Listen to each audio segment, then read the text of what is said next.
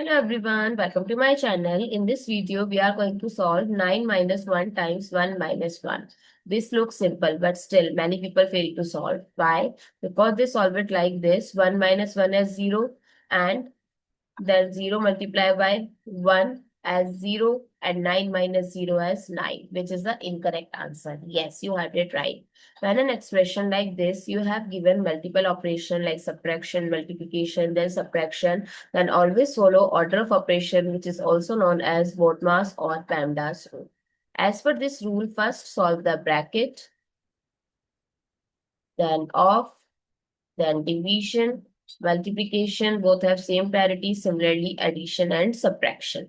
So first we'll do the multiplication. So 9 minus 1 times 1 is 1, minus 1. Then there is only one sign left, that is subtraction. So we will solve it from left to right. So 9 minus 1 is 8, 8 minus 1 is 7. So what is the correct answer? 7. I hope it's clear and you find it useful. So don't forget to share your feedback through like, share, comment, and subscribe to my channel. Thanks for watching. See you in the next video.